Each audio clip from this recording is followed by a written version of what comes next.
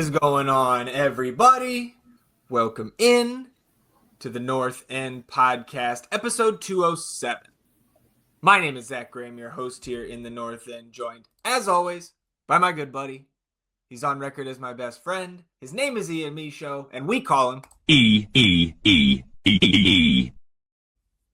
He's sitting here on a Sunday, victorious, Austin, Texas, coming off what I think is fair to say, an upset win over LAFC on Saturday afternoon. So I think we all know the answer to this, but you'll get the question anyways.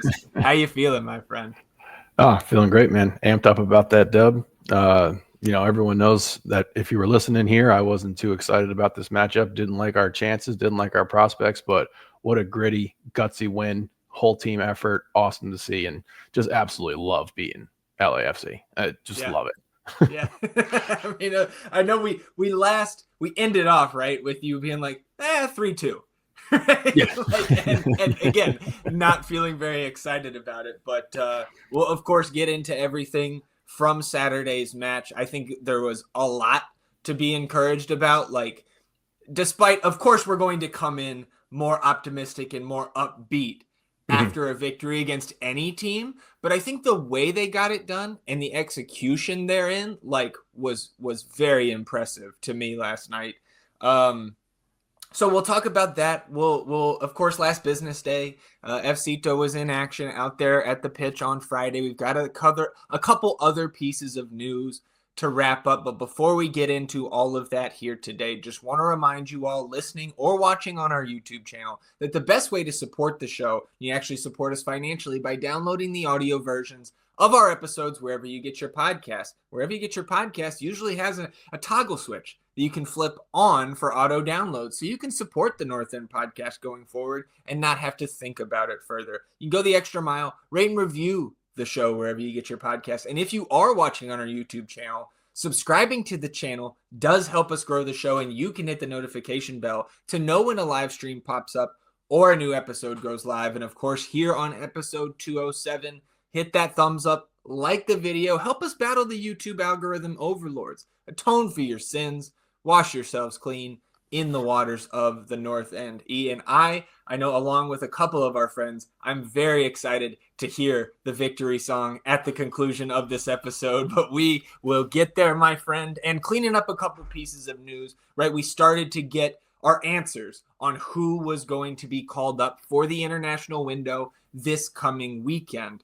So some of the updates, right? We know it was maybe a little bit of a surprise to us that Leo Väisänen got called up to Finland. We talked about that on Wednesday. The two names that we were really waiting for were Azuni and Bukhari. Azuni called up, Bukhari not called up. So I think that's the way that Zstradamus predicted it on Wednesday. We also got, I think, the biggest, so maybe it shouldn't be, but I think I just wasn't thinking about it. Jimmy Farcarlin also called up for Liberia. So Jimmy will not be available for selection this weekend with the first team. He was on the bench for the first team this weekend. Liberia takes on Tunisia in World Cup qualification on Wednesday.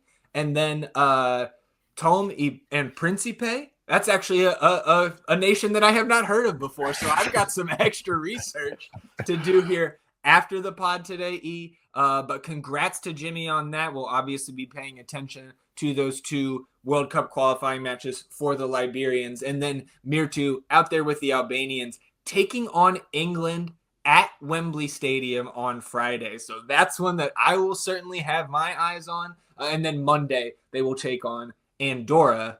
So good luck to our boys out there with their World Cup qualifying matches. And good luck to Leo out there with Finland.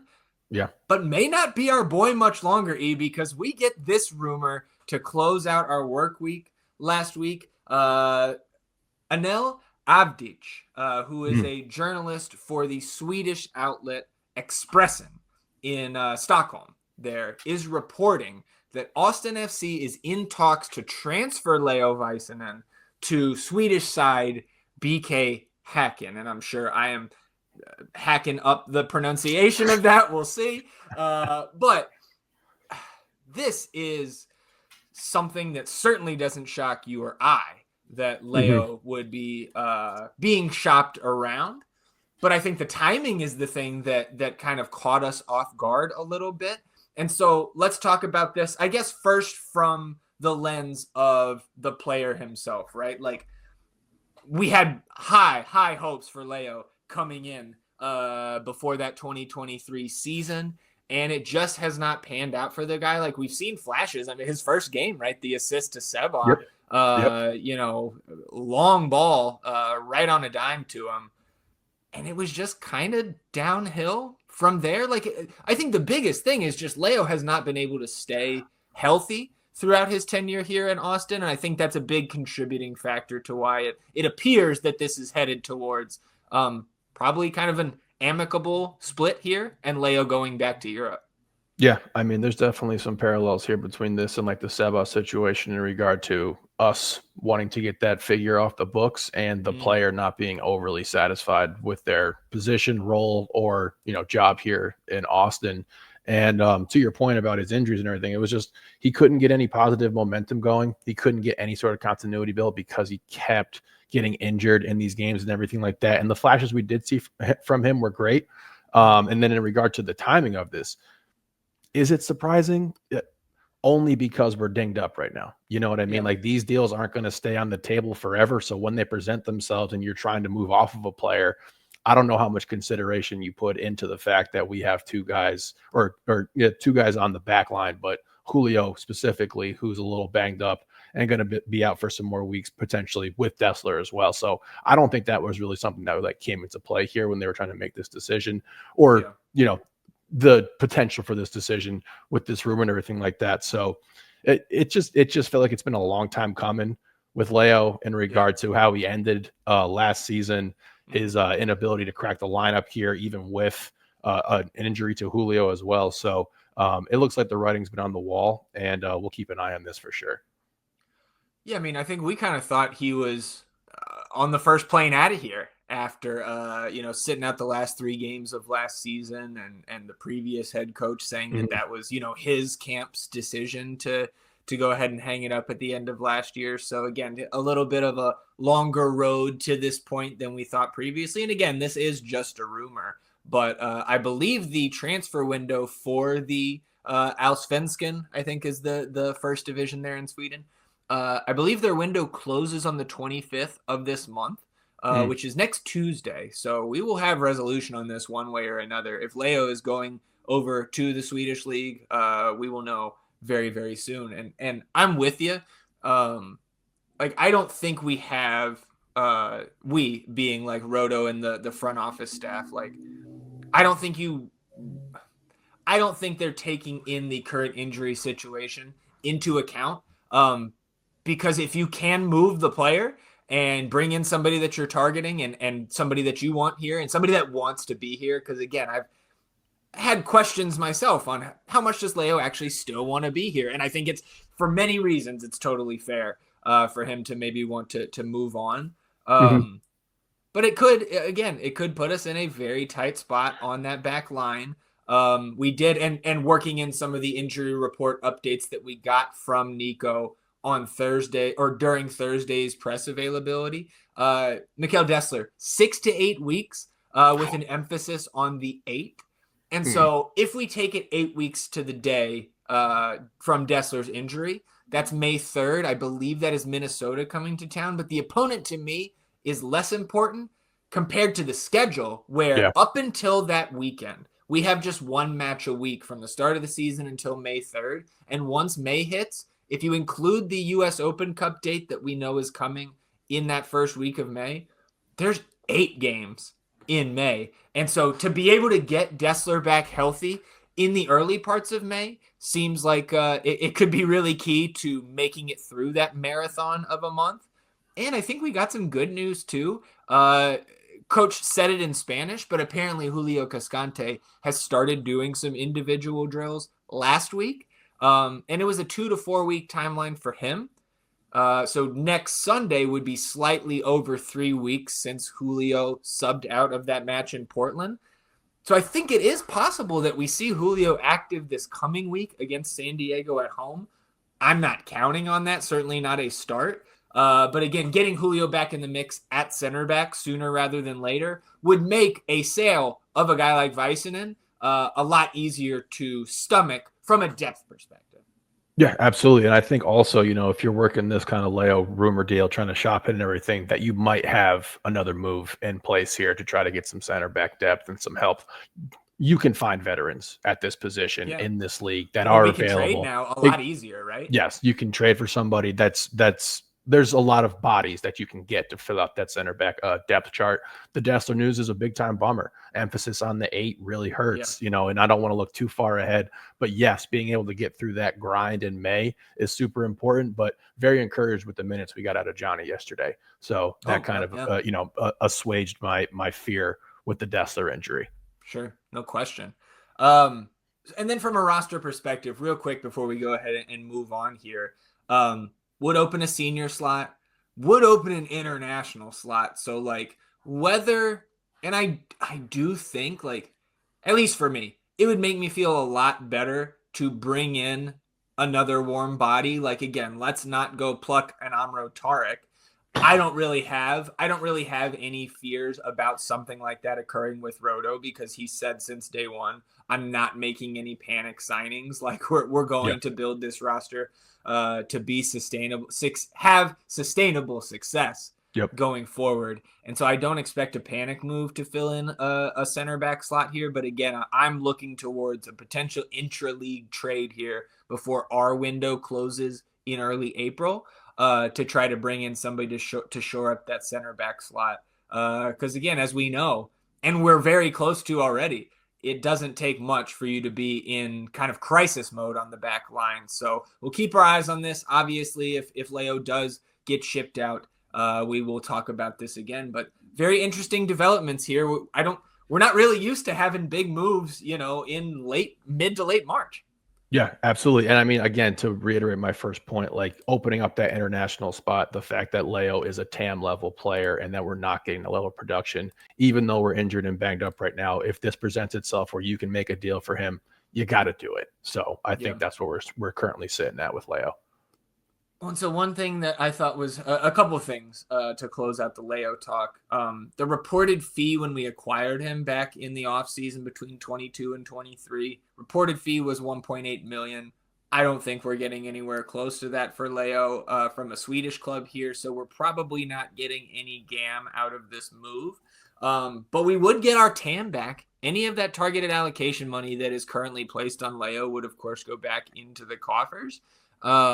And the last little fun fact about this potential move, we talked about him kind of randomly on last week's or on Wednesday's episode. BK Häcken is actually where Adam Lundqvist is currently playing. So Austin FC reunion over there in Sweden, potentially brewing. 2 Lundqvist mentions in a week. What the hell? Oh, you're bringing up Tarek. You're bringing up the demons, bro. Well, so we did have some more roster news headed into Saturday. On Friday afternoon, the club putting out the news that they had signed defender Riley Thomas to a short-term agreement. He was available for selection against LAFC yesterday. Unsurprising with Dessler going out at right back. But this is call-up 1 of 4 for Riley Thomas. Who was referred to as Thomas Riley by Coach Nico on Thursday, which is a little slip of the tongue there, mixing up the first and last names of your second round pick there. But, again, I think this is good that the club has enough, like we've seen in the past, Austin just say, give the nah wave and go with a roster, a bench that is less than 20, right? A bench that is less than full for a first team match. So like, to have the confidence in Riley Thomas to get the call up and suit up for the first team on the bench here, I think is a good sign. But again, we can't do this every game until Dessler is back, because you would have to sign Riley to a supplemental slot. Yeah, and I kind of laughed there a little bit because I was just trying to figure out what scenario would have had to have taken place yesterday, where it's like, get in there, Thomas Riley. to take on Denny Buanga here. But so that was good to see. We also saw on Friday that Jimmy was not in the FCTO lineup when they took on Minnesota. So then the hypothesis becomes he's going to be on the bench. So who's missing? Leo, and Leo was not on the bench. Reports are that Leo is already over there in Finland gearing up for these matches with his national team, and he's probably going to stay, man, if that move comes to fruition. So we'll have our Leo farewell here, I guess, if and when that happens. But Jimmy on the roster as well yesterday. And so looking at the starting lineup, we got the change that a lot of people were calling for. Besard Sabovic comes in, gets the start, and it did turn out to be Dani Pereira, who he replaced in that midfield. John Gallagher, unsurprisingly, or I guess as Nico told us on Thursday, slotting in there for Dessler at right back. And the rest of this was the same in terms of the 11. The bench was Danny, Hader, Kolmanich, Dubersarski, Rubio, Cleveland, Riley Thomas, CJ Fodre, and Jamie Farkarlin. Came out in the 4-4-2 again, Ian. I think we can have a conversation about that. And I think the first place I want to start in terms of the lineup and the formation here, especially offensively, is I was frustrated to start the game that Osman Bukhari is back on the left. Yeah. And we are certainly not the only ones in the fan base who have discussed preferring to see Buka on the right so he can beat, because he can beat anybody he wants to the end line, and then being able to use his strong foot to pull those crosses back into a dangerous area. We just haven't seen a ton of that on the left, but getting a little bit further away from my emotions in the middle of the game, and especially on the rewatch this morning, Nico told us, Coach Nico, that is, we have so many Nicos around this club right now. We actually do have to clarify. But Nico said in the preseason, right, that he likes to adjust little things here and there based on the opponent. And I think we've seen him try some things and us not be super impressed in the Portland match with some of the formational changes that we saw when the subs came on against the Timbers. But I think he got this one right, man, because you put Owen as the right wing in this 4-4-2, and now he's the one dropping back to help double team Denny Bouanga. Again, maybe that wasn't the theory, but that's how I think, I think that went into some of this decision making, and it makes sense. And speaking of Owen, man, I thought he had a fantastic game yesterday. I mean, all the signs to me point to that, like you said there. Part of the entire strategy last night was absolutely frustrate Bouanga as much as possible, and that double came almost 95% of the time. He had the ball when we were actually in formation where we could get Owen all the way back there. So I thought that was great. I thought Mirtu had some nice plays in defensive transition to get back and give some support on that side as well. But yes, to me, that sub, having Owen be there on the right and Buka on the left, made a lot of sense for this matchup, and ultimately it worked out because Bouanga was frustrated all night long. All day long. Absolutely. Day long, I guess. Too early. In that case. Too early for those LA fans. Day. It's a weird mix. Yeah, right? Too early to for have those that LA game. Well, speaking of the LA fans, the stadium was empty. Even their supporters section, dude, had big holes in it that you could see on the broadcast. And I'm not trying to throw stones here. It's not like our supporter section has been full every match, but when it's not, it's because we stink.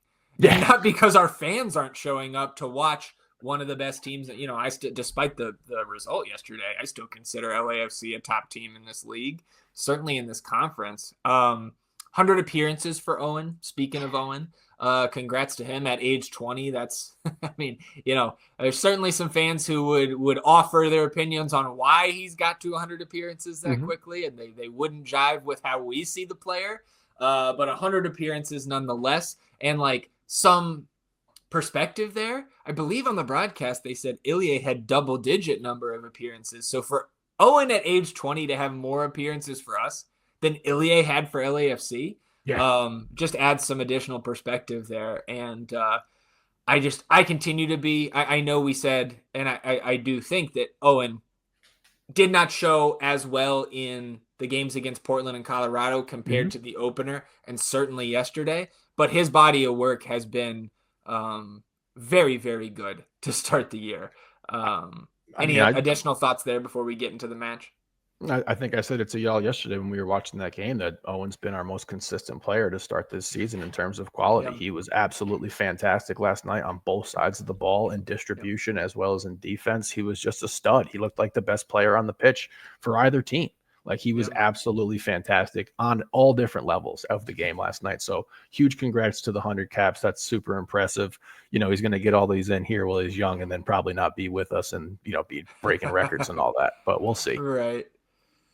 Well, jumping into this one, and for LA, they run what I think is their first choice 11. Like maybe you're getting a Maxime Chanot in there on the back line instead, because we know they do like to run that 3-back at times and push guys like Hollingshead and Palencia up into more wing-back type of roles. But in front of that back line, man, Igor Jesus, Marky Delgado, Tim Tillman, Buanga, Abobasi, and Under up front. I think is Cengiz Under, I think is what the announcers were calling him. And man, Keith Costigan, we found our Guilherme Beer guy again. It is Keith Costigan. And even in 2025, he is still calling Guilherme Biru Guilherme Beer.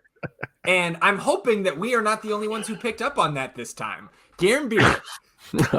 It's unbelievable. Even he scores the goal too, you still can't get his name right. Yeah.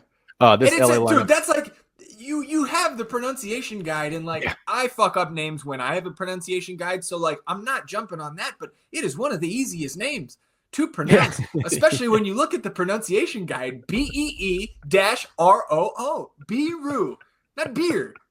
Beer. Oh shit. But getting back to that LA lineup, that's right. They came out swinging. You know what I mean? We thought maybe we'd see some rotation, some rest in regard to their CCL stuff and everything like that. But to get these players that they had out there, they wanted this game. And, they kind of talked about it with LA's recent form. And it's a bit deceptive to have lost to Columbus, but win on aggregate. But when you take these 3 games into account, they're on a 3-game skid right now. Yep. Yeah, and I was listening this morning, little schadenfreude, listening to some of the post-game takes from the LAFC fans, and yeah, they're a little frustrated right now. Like, hey, welcome to the real world, LAFC fans. You take 3 L's in a row. Sometimes that happens. Sometimes you don't score for 400 minutes. Yeah. So, like you mentioned, LAFC coming out, very aggressive here in the second minute.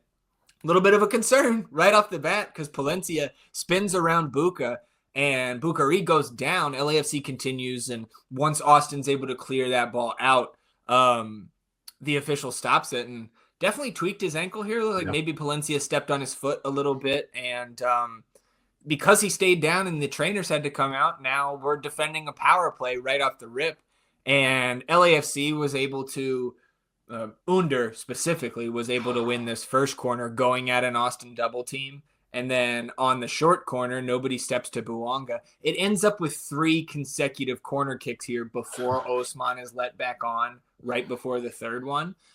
So a little bit shaky to start, at least for our fan nerves, I think. But we got through it. Yeah, that's the only thing that really matters here because this was going to be a battle for the full 90, and they came out swinging, and this Under dude is a issue. Fucking problem, man. Huge and problem.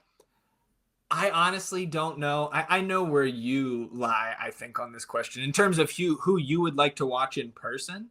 But, like, is Antoine Griezmann, is he better for them than just buying Under and keeping him on the other side of Buanga? Because I was clenching anytime Under got on the ball. Dude, in the 7th minute, I think this is the first time, even though he did beat us to the end line on that first corner, in the 7th minute is where he just turns Biru all the way around to get out of this double team. Because on that side, right, you've got Buca mostly dropping into the double, but sometimes it was Ilie rotating over from that midfield position to give Biru some cover.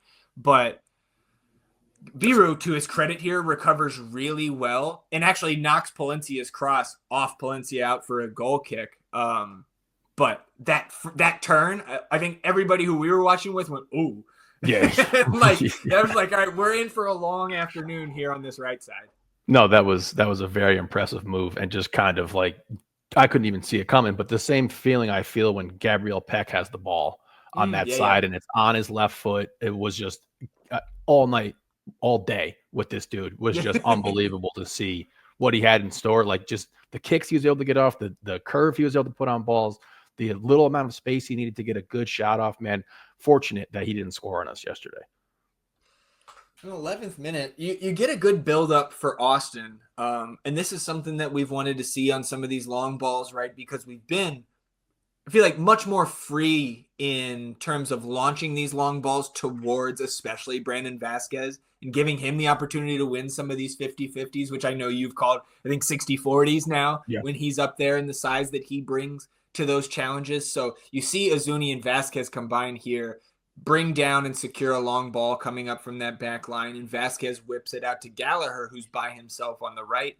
And John Gallagher puts a nice ball into Azuni, who was cutting across the face of net there in the box, but Nkosi Tafari gets a foot to it, gets it out for a corner. Threatening play there, good run by Azuni. We've got Owen back on corners and sets here, so Wolf puts it right into the mixer. Again, you do continue to see them mix up their looks, like I will certainly not argue that some of the service against Colorado from those corners could have been a little bit better, but you see what they're trying to do, whether it's the near post flick on, whether it's the short corner and working sets out of that, or lumping it right into the mixer. This one, again, very nice placement. And then credit to Guilherme Biru for rising up over Marky Delgado, heading it towards the back post. Hugo Lloris gets a glove to it, but it squirts past him and in for the lead. And like, who doesn't love, of course, the goal we're all celebrating, and Biru with his smile, like it's impossible to not smile along with Guilherme Biru.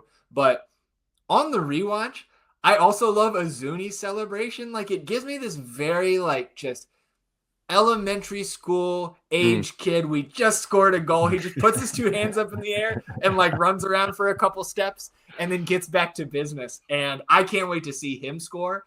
Of course, he almost does a couple times later in this match, but 1-0 right off the rip. And this is where we start, where we were watching. It's like, okay, this is the anatomy of an upset. This is the recipe. This is how it has to start for us to pull off something like this. And it was a fantastic way to begin the match, not just with the goal, but because you're turning around the first 10 minutes of LAFC momentum and then just punching them right in the mouth. Absolutely. And not even that, you know, like when we had the possession here and this buildup, that was crisp. It was direct and it got us into a goal scoring situation and we were finally able to capitalize. So I thought that was encouraging right off the rip and a theme that I thought continued despite our super low amount of possession. The possession when we had it, I thought looked really nice. Yep. 24th minute here. Denny Bouanga just bulldozes Owen in the midfield. No foul call. Probably fair. No big tantrums from me there, but Bouanga takes off towards goal. Credit to Wolf, pops right back up and gets back in contact with Bouanga here, and Bouanga shields him off. That guy is very, very strong for being, you know, he's not a huge guy, but very, very strong for his side, his size. And as soon as he gets inside the 18, he feels Owen breathe on him and goes down calling for a pen, and the official rightfully waves this one off. There was nothing in that one. No, and particularly with the fact that they were really letting these two teams play. I thought the game was physical from the rip, and the ref was content with that. And that's all you can really ask for is some consistency out of the ref so that you know how to play. If it's going to be a physical game, let's make it physical. Can't have tick and tack stuff if you're going to allow physical play throughout the start of this match. So great no call, not a foul. 2 minutes later, poor turnover here, I think, from Bukhari as Tillman pokes it off him just above the top of the Austin area, and he slides it out to Under on the right. Under keeps it on his left foot. Before the double team comes, splits it with a shot, trying to curl it past Brad, but goes wide of that far post. And I think, you know, that's a dangerous chance that a guy like Under, we haven't seen him score yet in MLS, but I think you and I both know he's more than capable of knocking that shot down. But I do think it's fair to say that throughout the match as a whole, but even in this first 30 minutes, like Austin was very tough to break down and not giving LAFC a ton of clear chances. Yep, I think we condensed the field really well, kept them in tight little spaces, and just did a good job of getting bodies in front of the ball. And again, help side transition defense was fantastic all night long. Multiple effort plays, which if you read the article that I wrote, I thought that was going to be a part of this game was going to take multiple effort plays from multiple players, and you've got that all night long, particularly on the defensive side of the ball too. Yeah, it's a great point. And 2 minutes later, Austin wins a throw-in down the left side in LAFC's final third. Biru takes the throw-in and tosses it to Brandon Vasquez, who's inside the 18 near the end line, holds it up, and then Sabovic moves very swiftly into space, and credit to him and Vasquez for connecting here. Vasquez for the hold-up, and then a good pass to Sabo. Sabo for finding the space. And maybe it's not fair of me to say that he rushed this shot because it was very much a reaction shot. Like, he knew what he was trying to do. He's trying to push it into that far corner of the net and bend it around Lloris. It just goes a little bit high here. So you would love to see him put it on target there. But I was just very encouraged by the movement there and the kind of clear cut. The decisiveness was, I thought, improved last night. In almost all facets. I think you could say that about Brad Stuver last night as well. I thought he was very decisive, which you and I have assessed as being a little bit shaky compared to the bar we hold Brad Stuver to of late. And I think that kind of permeated the team. We were very decisive in the moments where we had chances. And again, just that final action we're waiting for on some of these finishes through open play. Yeah, I mean, it looked like one of those situations where you don't even realize how wide open you are because he literally was just able to walk right into this. And of course, he wants that one back. I think he could have done much better with it, but probably surprised him how open he was. BV, I know he doesn't get on the score sheet, but man, what a game from him.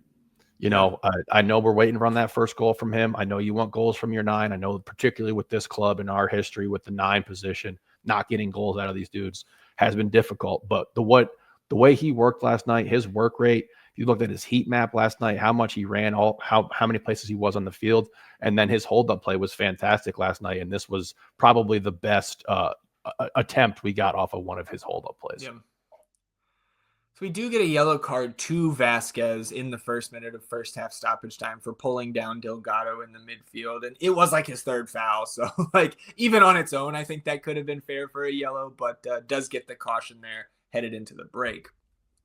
The MLS season is here. If you want to make some picks on your favorite players in sports, check out Underdog Fantasy's Pick'em game. You choose higher or lower on between 2 to 8 players, and you can win up to 1,000 times your entry. Underdog is available in 33 states, including right here in Texas. To sign up, click the link in the description of this video and use promo code NORTHEND at sign up, and you'll get up to $1,000 in bonus cash and a free pick to get you started. So join the millions of fans who have won billions on Underdog. Coming out of halftime, just right off the rip here, Under trying to take it on himself to level the match, gets free on the right side, and Ilie was trying to come help on the double team, but it just comes a little bit late. Under did not sit around and wait for the double team to come. So puts it on his left foot as he gets past Ilie, tries to bend it past Stuver again, but again, going wide of that back post. And this one, I thought the announcers were right on it there. It was Stuver looked very confident that it was going wide, but at least from our angle, whoo boy. Yeah, I don't know if that was confidence or just knowing that he wasn't going to be able to do anything with that, if it was actually going in behind him, because what a shot. Yeah. So 56th minute here, Austin with, on the day, a rare piece of sustained possession. Working it on the left, you've got Biru, Ilie, Sabovic, and Buka all working together there in the final third. And then Ilie finds Mirtu Azuni, who slashed into the box. And Azuni chests it down to Sabovic entering from the side of the area there on the left. And Sabo plays it right back. Good combination play from those two new additions. And Azuni then doesn't get a ton of power on this shot and pops it right on frame to Lloris, which you and I immediately stood up Underdog, catch a shot on target. We need it. But then off the Lloris restart, I think it was Svatak who heads it back into LAFC's half.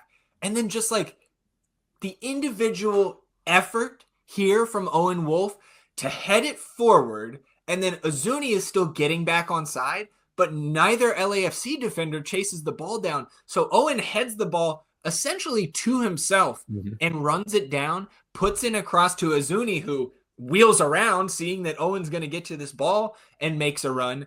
Aaron Long gets a foot and deflects this pass from Owen, but it still trickles to Azuni, and he's in on Lloris, and he skies it. Yeah. And it should have been 2-0. Mirtu absolutely knows that. And look, and I'm not holding this game against him or Buka. We'll talk about Buka here in a moment, because, again, I have no confirmation of this officially that I have seen, but I'm still operating under the assumption that neither guy ate or drank anything from sunrise in Los Angeles yesterday till sunset. So, like, I don't know, man. I just, like, could not drinking any water during this match, like, affect you? I think so. Like, again, Sure. I'm pretty ignorant of anything having to do with Ramadan outside of not being able to eat and drink. But, like, if that's going on, again, it's not ideal for some of our best players. No, it definitely complicates things. What a play by Owen. Absolutely spectacular. Just to be able to get to this ball, have the headiness, as same with Azuni, to understand you're off, get back on side and everything like that. And I mean, I don't know, 95 times out of 100, he scores this, right? Like, I don't, know what the percentage is or what he's done for his entire career, but I'd imagine he is making this a lot of times. And that would have put the game, I think, anything can happen, but it would have felt like that game was out of reach at that point. But, again, we upped the quality of the looks last night. That's what we were asking for. You get the Sabo look, which was great. You get the first one from Mizuni, which we could have done better with. You get this one from Mizuni, which we could have done better with, but the quality was there. Yeah, I agree.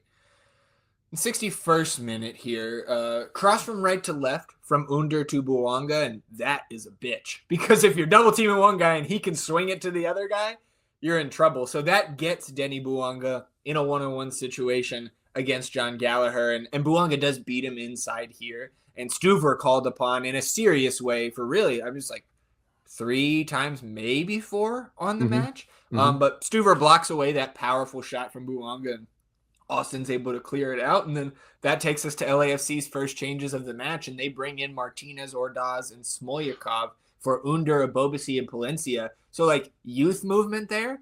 And, like, to me, that was like, the game was not over, of course. They do have more chances, but, like, that was a huge white flag from LAFC, because you're going from starting that, not rotating really at all from the midweek match, and you are taking the talent level down in 3 key positions for them. Doesn't drop off that much, especially with a guy like Martinez, but it felt like at that point it was like, okay, like, we can take a quick breath here and then close this thing out because we survived their best punch. For sure. And, we needed a quick breath, because a lot of times playing so defensively as we were yesterday, we were still unable to release that pressure and, like, get the ball to one of our players, or we can have the rock for 15 seconds or what have you. But every time we were trying to get it out of the zone and everything, it was going right back to them. They were getting some loose balls. And, like, obviously we were so low at this point. The block is so far back that, like, you're not beating these dudes to balls near the half field mark.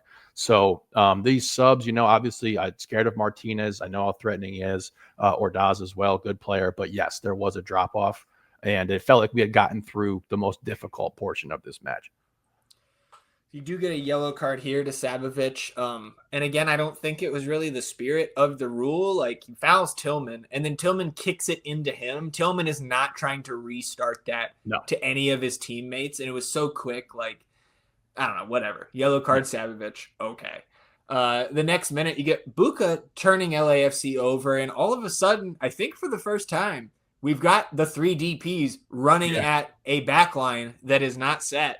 And Buka's got Vasquez to his right, Azuni on his left, and he ends up pulling up for a shot from deep here that goes wide right. And again, I think I'm half joking about, like, the Ramadan stuff, right? This is not the first match that we've seen Bukhari have issues with his decision-making, right? For lack of a better way to put it. I still don't think I'm, like, all that concerned, because I think for a player, for his play style, right, he's going to create chances based off, like, one-on-one and sometimes one-on-2 situations. So sometimes he does have to hang on to the ball a little bit longer. But, like, in a situation like this, I don't think you have to. And I think he could have played us into a better chance in this instance by giving it to either of his forwards streaking on either side. And I don't know which one had a cleaner look here, but like it was not his best decision that he's made in an Austin uniform. Look, you man, at least got to put that on frame, brother. You have to. That's the first thing I said right after he took that shot was like, if you're going to take that shot, you better make sure it's on frame because we can get rebounds off that if there's a spill there, you know. And like we've had a conversation about Danny's decision making, and I think it's fair to have a conversation about Buka's decision making. And last night, I thought he made a lot of really poor decisions. Maybe not a lot, but some were very glaring. That back heel that he has, I can't remember exactly what time that was. I don't know if this was before or after that play. That was lazy and sloppy and not the type of decision making that we need in the final third. And of course, if you have, you know, this Ramadan aspect to this going on, everything, power to you, credit to you. I'm not going to let you off the hook if you're out there playing. Like, sure, you're playing. You've suited up. We need your best, and we didn't get it out of him last night. But I do want to give him credit for his work rate as well on the defensive side of the ball, because I thought all three of our guys at the DP level who were attackers contributed to this shutout of LAFC last night. 69th minute, you get a change for Austin. Double change here. Danny and Obi in for Sabovic and Buka. Then 74th, Yaya Boa comes in for Mark Delgado. And then the next minute, Jean Kolmanich in for Biru. So once more as he's going off, Guilherme Beer subbed out of the match. 78th minute here. Bouanga crosses it towards the middle of the box, and it gets flicked up kind of towards the end line. Stuver skies to grab it, and Tim Tillman completely undercuts him here. Stuver gets up, confronts him, and then Tillman just folds like tissue paper and flops. So, of course, guys from both teams come together. Brendan Heinzike is pissed in there. Good for him. Ultimately, yellow cards to Tillman and Stuver. And I think my issue with this, outside of like, first of all, is undercut, and then he flops. There's no way in my mind that Brad Stuver should have got a yellow card here. But again, with the flop and the official maybe just trying to keep control of the match, fine. My gripe here is actually with John Kolmanich, because you are the closest person wearing a Dillo kit to Brad Stuver when he gets undercut, and you should be the first one in Tim Tillman's face.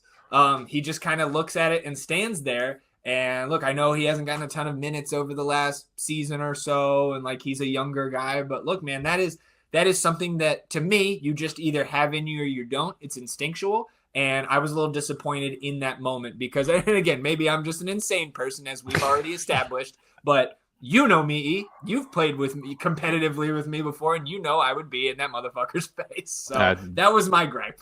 Yeah, that's for sure. I didn't even notice Komanich, so that's how little he was involved here. Dirty play by Tillman, no shot here, undercuts Brad. Yeah. Brad rightfully upset, rightfully pissed, and then to flop like that after and kind of have this like smirk on your face, like, what are you talking about? I mean, come on. And he gets mad later when we put hands on Bouanga, and it was just like, okay, dude, well, you know, like you took out our keeper. So good on BHI for coming up to Brad's defense and everything. And I mean, like, you know, that yellow, I don't think Brad deserved it, but I understand why he got it and why he needed to get it too. Can't come in there and do that. Sure. 80th minute, Austin working the ball around the back after the restart there. And all right, let's have this conversation. Dani Pereira passes it straight to Bouanga, who takes off on the break. He slides it forward to Yeboah, and then Yeboah's pass back that's intended for Bouanga is cut out. But like, oof, damn. Yeah. No. And look, we are in a good spot in the sense of, look, man, that play right there, whether you think it's fair or not, just sealed the order of this depth chart going forward for the foreseeable future. Dani is now going to be a bench player and a substitute, probably until May, when we need some rotation, barring injury to any of these other midfield options. Not only did Sabovic, I think, come in there and put in the best 90-minute shift. Well, he didn't play 90, but the best shift a midfielder has so far this year. I guess depending on if you want to say Owen out there on a wing is playing a midfield position or not. But 2 games in a row, you pass it to the other team's best player in the final third and almost cause us to give up a goal, man. Like, no. I don't know. He's not playing very well right now. I do still have a lot of confidence in Dani because of the multiple seasons of above average at worst play out of our number 8. But he's had a tough start to the season. He is not in good form right now, and it's just you can't do the almost kip again the game after coming off the bench. It's like one of the first things he does in the game, and I don't know, like what I want to happen is the fan base to rally around Dani in this tough run of form here. Mm-hmm. And I think, I don't think there's going to be some big, like, oh, we can't play Dani sort of sentiments going around, but we really need to back this guy. Because, like, dude, when you're going through a crisis of confidence, like he may be going through now after yesterday, which may have carried over from the previous game and getting benched, like, he's going to get another shot. He's going to have plenty more opportunities with this team to come in and make big-time impacts, whether it's in a role off the bench or as a starter. But it's just tough right now, man. And I know that the team is going to rally around him, and I hope the fans do as well, because we do not need to be beating up our guy for making a couple mistakes. He's like they're because they're so blatant, right? Yeah. This is not an argument of which guy's playing better between Dani and Owen, or which guy's playing better between BHI and Svatak and Julio, whatever. This is just a little bit deeper than that, man. And like, I don't want Dani fucking banished like Kip Keller was. And of course that's not going to happen, but oh boy. Yeah.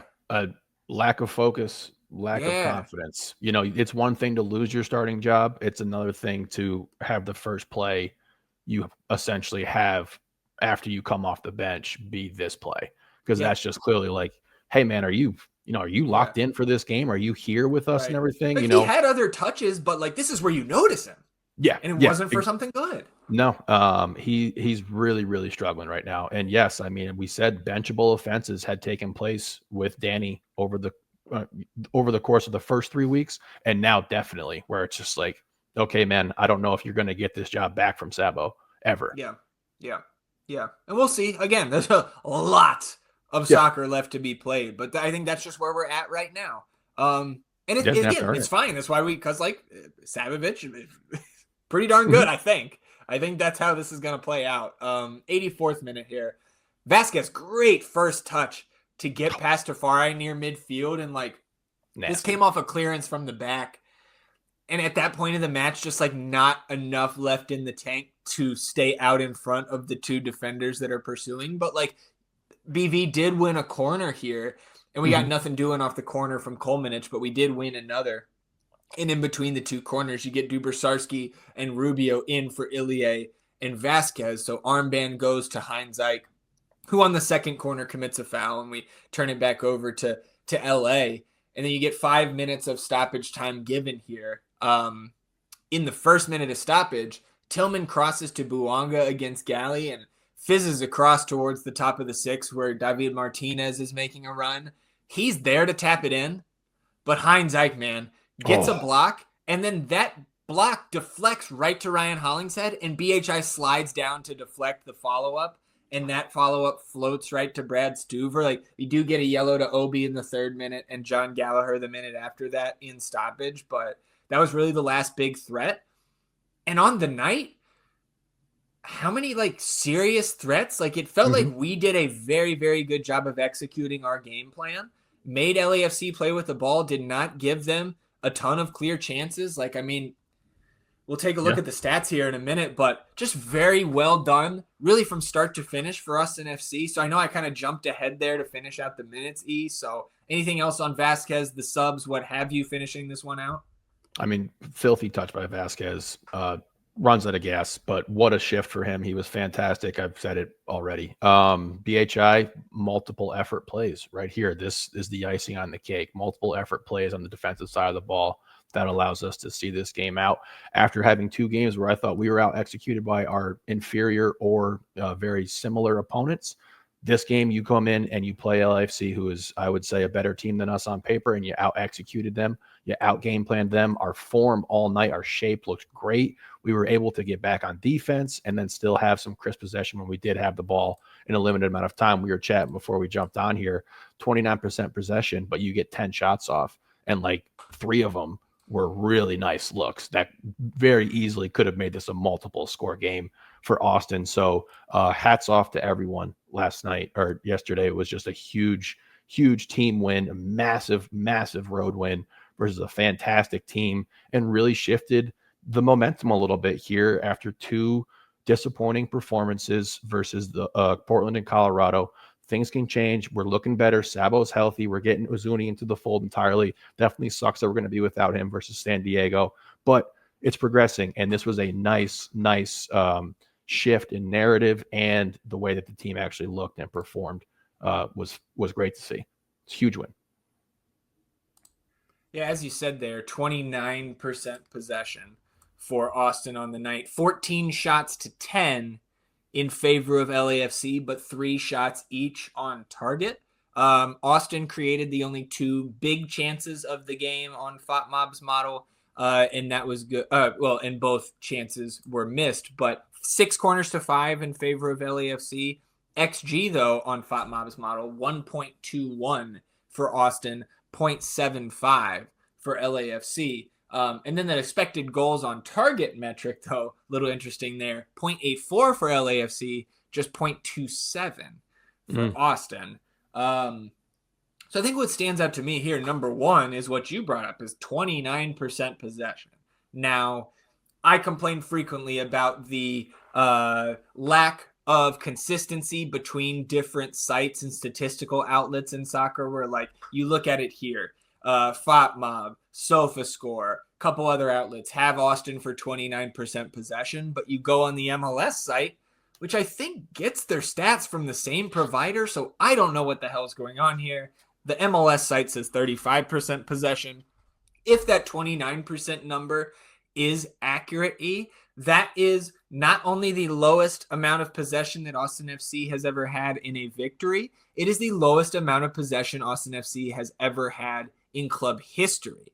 And to have 10 shots, no matter if it's 29% or 35% possession, to have 10 shots as they did with so little possession, that is such a drastic departure from anything we've ever seen Austin FC be able to do when they're ceding possession like that. Mm-hmm. And I think that is something that, again, just statistically, and pairing that with the eye test of what we watched yesterday and what we rewatched here this on Sunday morning, that's so damn encouraging to have 10 shots and out XG LAFC. Again, XG is not everything, but it's a piece of the puzzle. And to see those numbers pop up here with 29% possession in a road win at LAFC, just what feels like as close to a complete performance as we've seen certainly this year.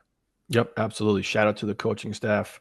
Shout out to the dudes for executing. Like, this was almost a masterclass performance if you're going to be seceding that much possession to the other team. Like, when we had the ball, and the opportunities were limited, but when we had the ball, we looked good with it. It looked solid. And there was not a lot of times we had the ball. And as I mentioned in the second half, we're just packed in trying to clear these balls out of the zone. I think 37 clearances last night. If you look at the defensive side of the ball stats, it's all Verde for what we did. And that's just a huge testament to that entire back line and that midfield.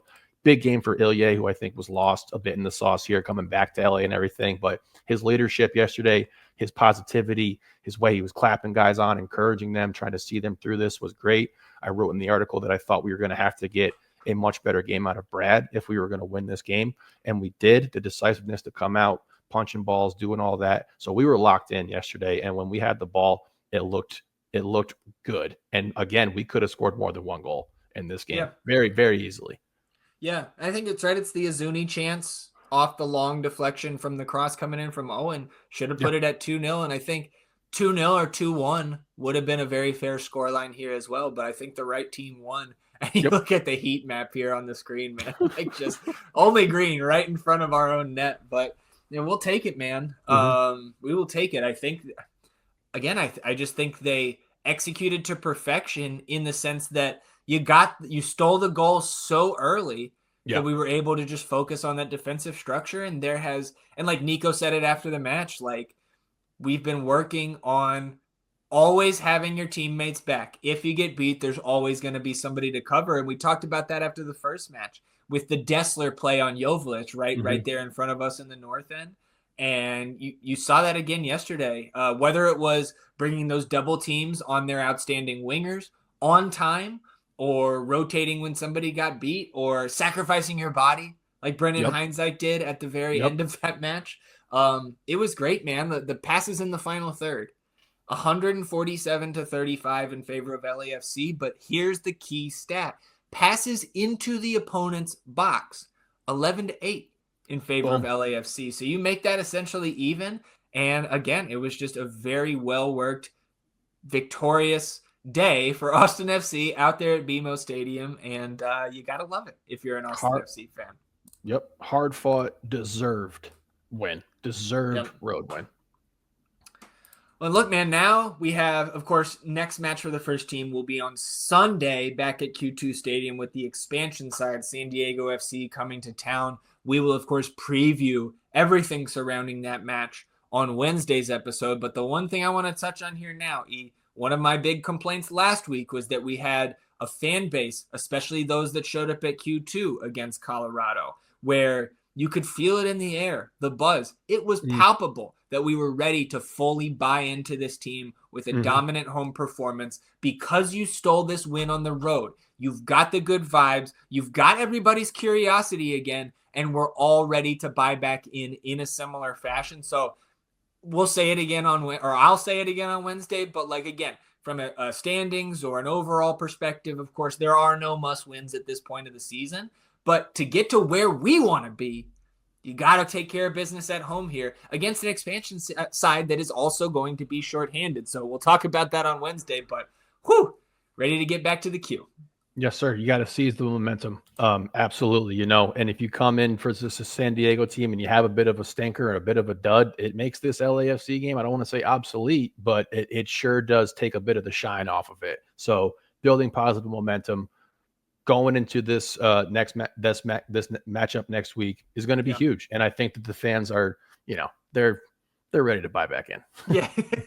Well, I guess I didn't really have any specific Nico quotes, but like listening to his presser, man, that was one of my favorite press conferences that I've heard in my time as a fan. I was impressed not only with Nico ceding some ground to LAFC, saying like, look, man, this one result doesn't mean we're on, like, I'm paraphrasing here, but he's basically like, this result does not mean we're on LAFC's wavelength or level. Like, we've got a ways to go. They're still the, kind of one of the pinnacle clubs in this league. But then also his ability, he was reciting changes, adjustments that he made in the game, plays where players were on the field at certain points, like, and being able to recite that back off the top of your dome right after the match, to me is impressive.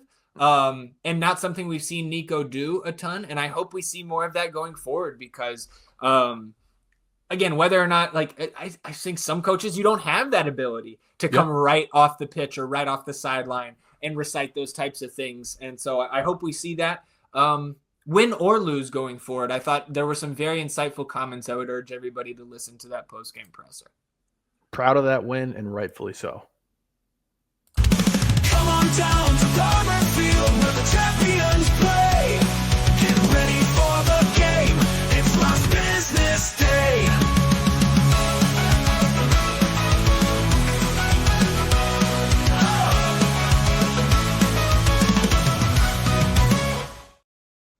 Last business day here on episode 207E. And before we talk about this match for a few minutes, this is something we went 2 episodes and continued. I put it on me. It's my fault. We forgot to talk about the new kits for the second team. And holy shit, dude, these are fucking fire, man. Like, are these better than the first team's jerseys? 2 years in a row, they've been better. These are way better. These are awesome. The yellow, the white one is great. Yeah, and I know you've been searching for the black pinstripes. You got that Steelers color blindness where it's just yellow and black is somehow a good combination. But this white one, dude, oh my God. Plus it's got the star on it. You know what I mean? This could look just like poop, but you got that star on there. We'll take it. Yeah, these are great, man. The FC boys always stylish. little bit more shine on it with a star, right? It Yeah. could fix up the worst looking kits. We also had some other news here. We got another pair of amateur agreements for the second team. So we get goalkeeper Nico Aristizabal and forward David Santos, both signing amateur agreements here with the second team. So we'll see if we ever see is that Nico, right? You got a competition in net between him and Marcus and Aaron Cervantes.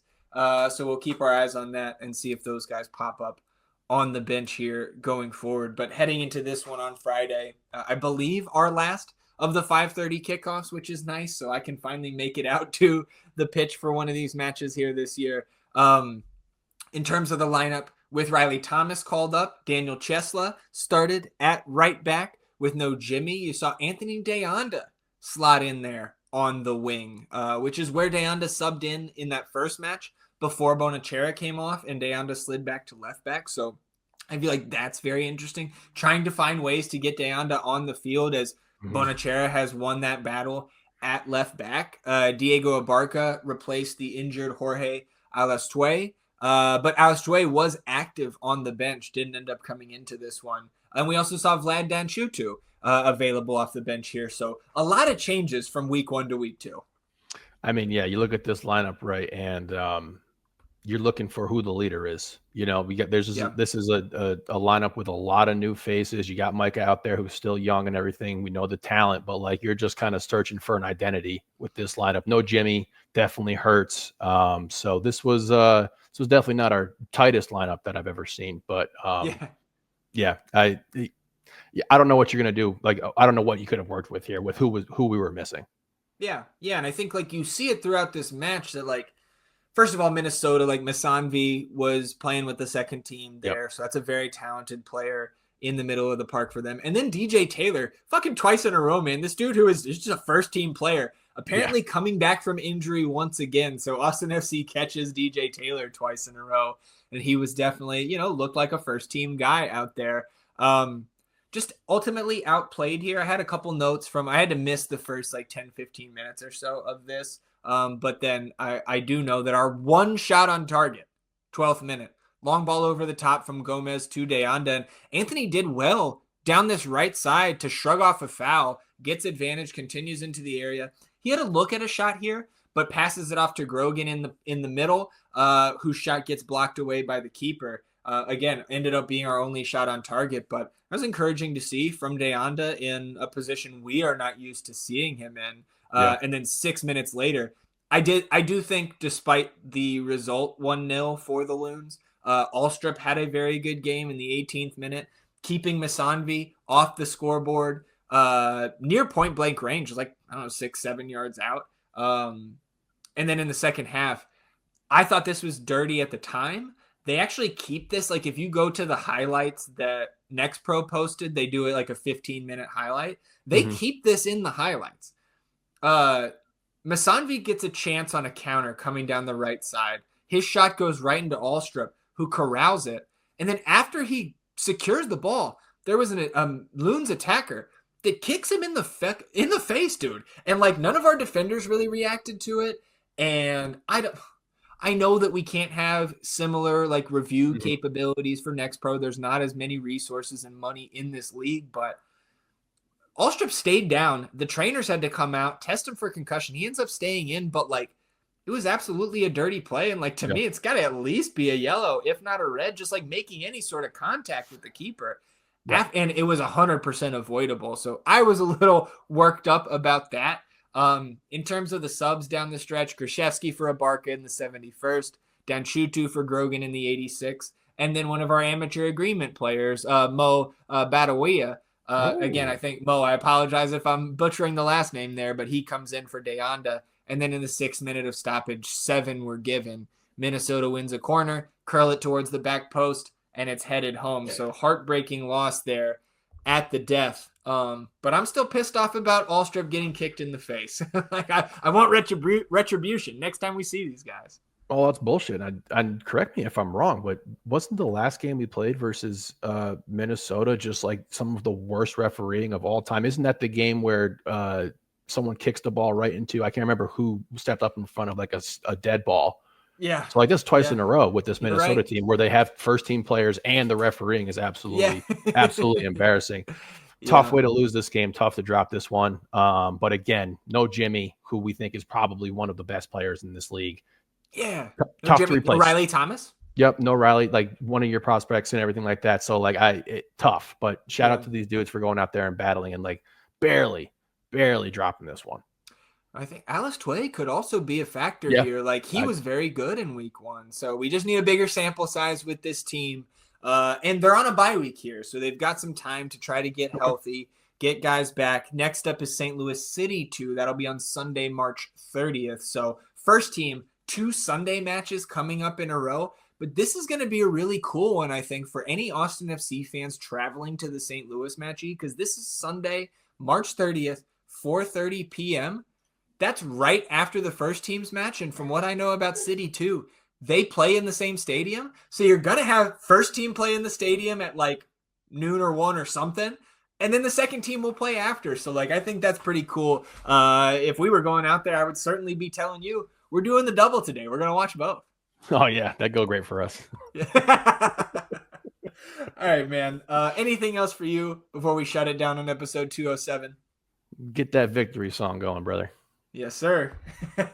Without further ado, that'll do it for us here. We appreciate you tuning in, sticking with us on episode 207 of the North End Podcast. We will be back on Wednesday previewing Austin FC's home match against San Diego FC and talking about everything else that happens in the Austin FC universe. Between now and then, we'll get the nonsense, little best ball update, all that good stuff. Enjoy the beginning of your week, everybody. We'll do the same, and we'll see you back here on Wednesday for another episode of the North End Podcast. Until then, he's E, and I'm Zach. Vamos Austin FC, everybody. Victory song.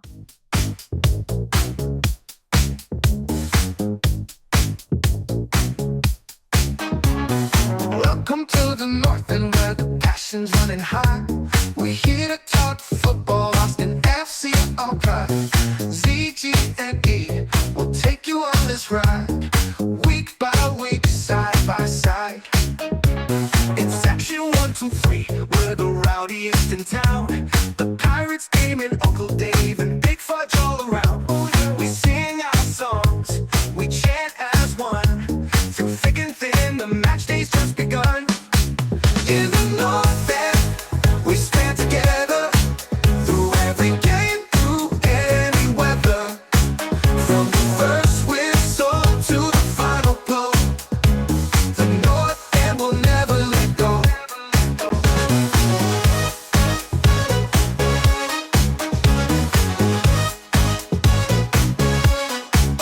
Under the lights of Q2, our home, our sacred ground. In green and black, we fight, our voices loud and proud. Trio sees magic, Bacardi speed, Stuva saving grace. With every goal we score, the lights turn verde, it's our place. So knows the mastermind, building our dream. Dan rules everything around me, as he strengthens our team. Let road